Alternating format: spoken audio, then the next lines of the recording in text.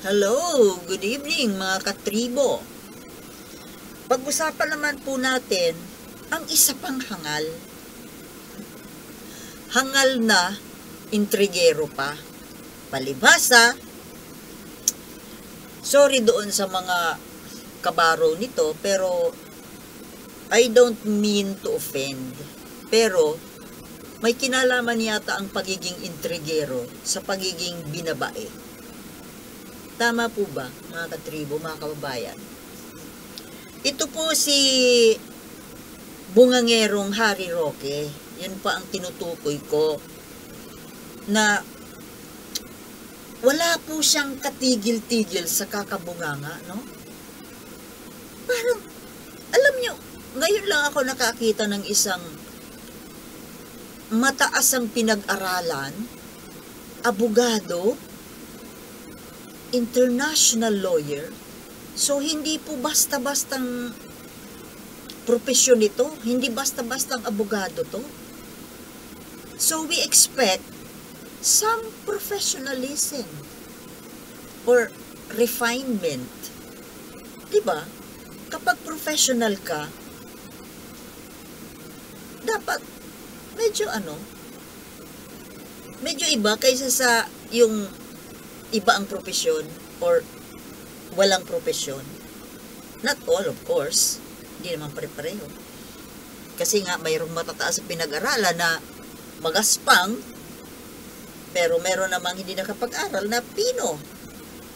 Gano'n lang talaga. Pero, usually, normally, yung mga professional, we expect different, demeanor. So, ito nga pong si Roque, siguro, dala na rin sa pagiging, yun nga. Diba? Masyadong matabil. Masyadong mabunganga at intrigero. Yung, ito po kasi yung tungkol sa, nitong pagkakalaya. Actually, hindi pa naman talaga totally malaya itong si dating DOJ Secretary and former Senator kababayang Laila de Lima. Na parang nasanay kasi sila, si Roque, na noong panahon na pinipersecute nila si Laila de Lima, noong time na inakusahan ito ng Duterte administration ng kung ano-anong mga kasinungalingan ata daw. Di ba ginawan siya ng istorya na kahit nga itong si vlogger Maharlika hanggang ngayon ang tawag sa kanya Reyna ng Saba. Yung mahiligan niya sa Saba. Ako po hindi ko napanood masyado yung naging niyan, yung mga hearings niyan sa Congress at Senado na gusto kong nagbalikan napapanood ko lang po kasi siya sa mga news, TV, sa TV, balita, na hindi naman doon makikita. Kumbaga sa balita, maiksi lang na footage. Hindi kagaya nung doon mismo sa hearing sa interpolation sa Senado, na doon pala nangyari yung mga pambabastos, yung mga pambababoy sa pagkatao at pagkababae ni Laila de Lima. Yung tungkol sa saging na saba, ako talaga hindi ko naman napanood yun. Na yun nga ang naging parang identity sa kanya, trademark niya, yung mahilig sa saba daw.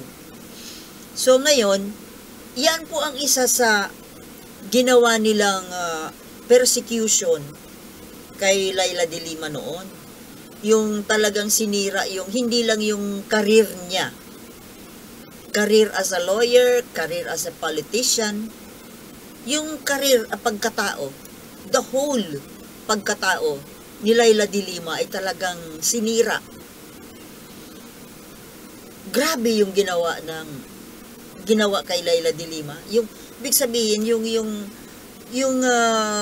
boundary ng private life ng isang babae, pinasok na. At talagang napaka-degrading po nun para sa isang babae. Lalo pa sa isang tao na sikat. Hindi basta-bastang tao, malaking tao. Biruin mo, dating DOJ secretary,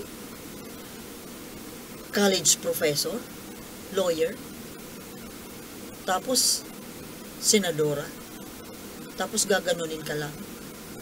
Sirang-sira, kumbaga. Sirang-sira yung pagkatao. At ngayon na, kumbaga malapit ng talagang totally makalaya na, mabigyan na ng hustisya yung pagsira sa pagkatao ni Leila de Lima. Ngayon ay parang inuumpisahan naman ni Roque the same tactic na ginawa nila noon. Yung parang ginagawa ng intriga na naman, na tungkol na naman sa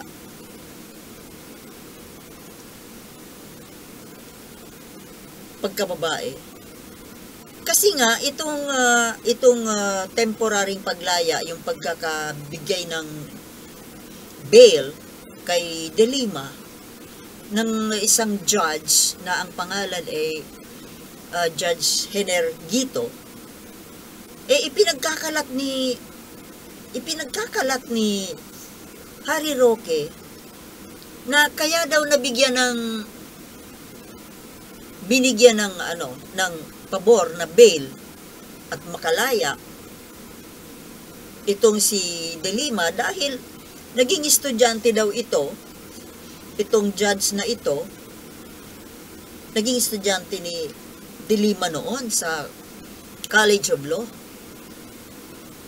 Hindi lang basta estudyante, kundi paborito daw na estudyante. At inuulit-ulit pa sa isang nagpatawag sila ng press conference. Inuulit-ulit na para bang gusto talaga niyang palabasin na the same nga na paraan ng pagsira nila sa pagkatao ni Leila de Lima noon, na kinakabitan na naman ng something malicious. Pero ang hindi po na pag-isip-isip nito ni Harry Roque, bakit magiging paborito? Baka nga hindi na naalala ni Leila de Lima kung nakausap na ba si Leila de Lima, kung alam ba niya na naging estudyante niya ito? Kasi kay Harry Roque lang nanggaling. Nag-research siya. Even Leila de Lima herself, baka nga hindi niya alam na itong naging judge niya ay naging estudyante niya. Pero itong judge na ito, siyempre, tanda niya. Natatandaan niya na naging professor niya ito, siyempre. Mas makakalimutan ng teacher yung estudyante kaysa makakalimutan ng estudyante yung teacher niya. Dahil yung teacher, at one given time, sa isang class, ilang estudyante yun. At ilang classes ang nahawakan ni Leila de Lima for so many years. At kung yun baka nga isang subject lang yun. Isang subject o once lang naging estudyante.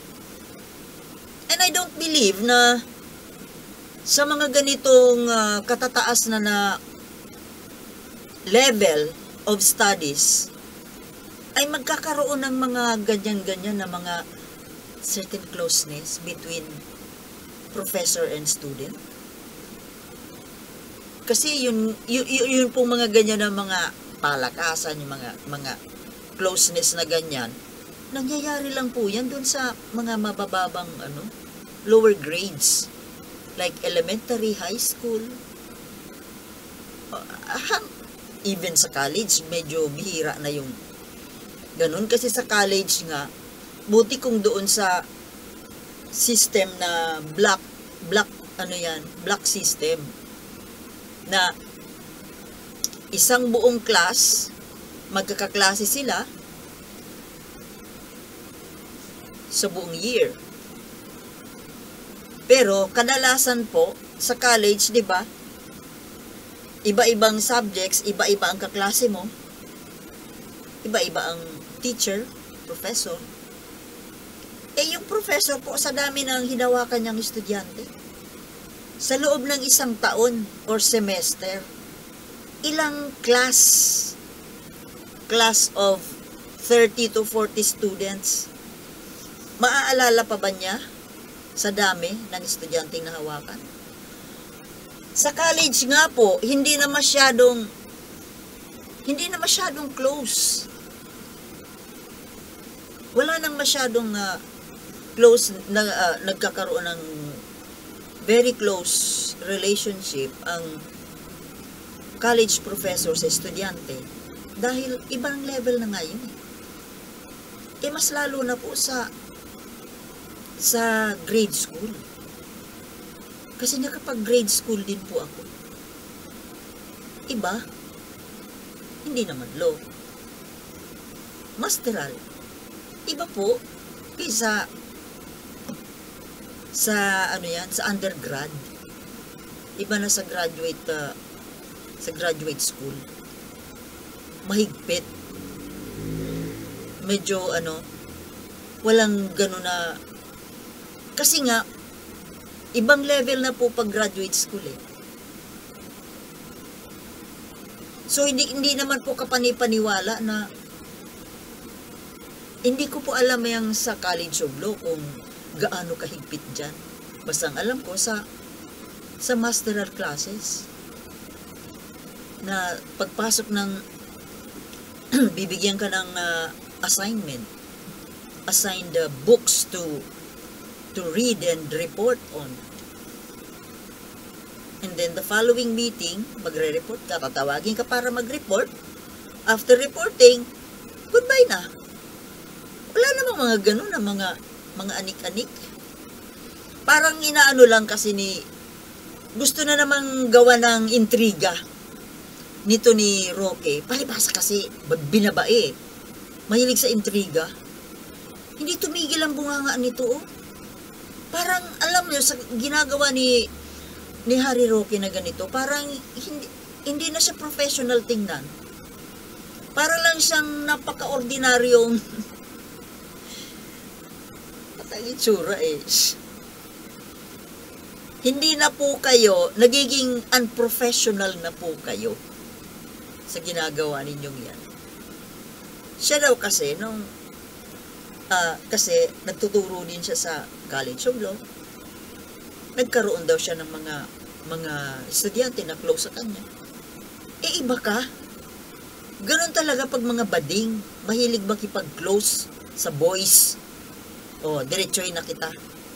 Ikaw ang mahilig makipag-close. Kasi meron ka sigurong agenda, whatever. Kaya yung gawain mo, ibigay mo sa iba. Palibasa gawa, ang may gawa, mahilig magbigay.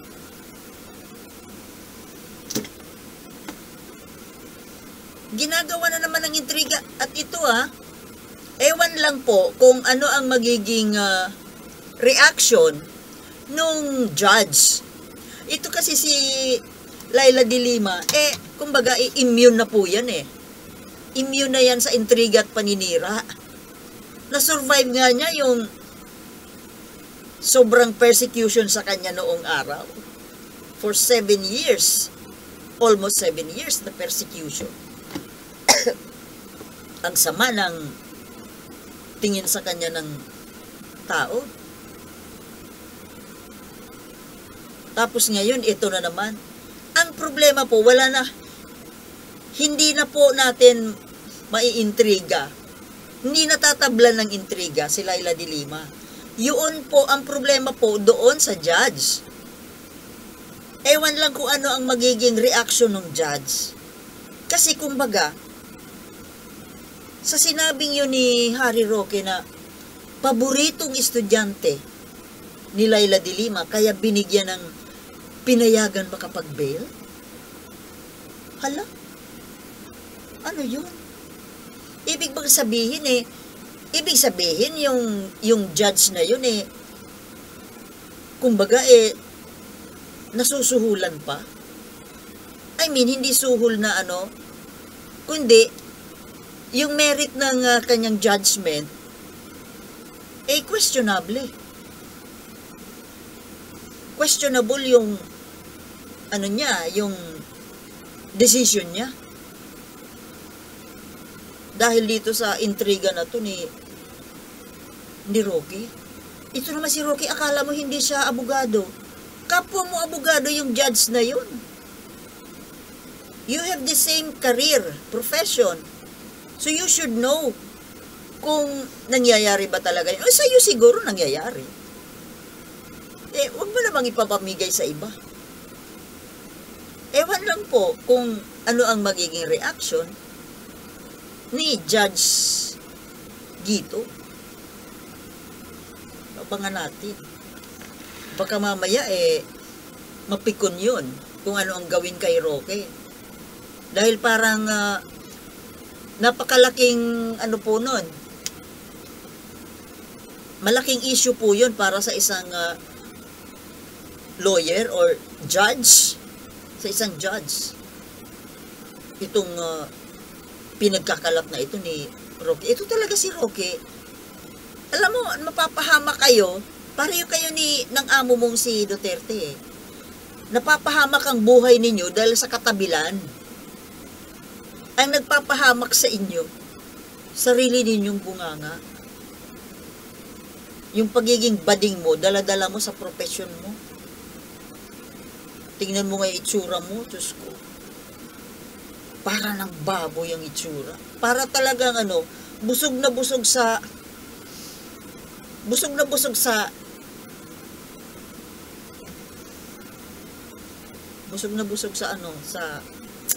hindi ko masabi, yung yaman ng mundo. Diba? Yun lamang po mga kababayan. Maraming hangal dito sa bansa natin. So, yun lamang po. At thank you for watching again and see you in my next vlog. Peace!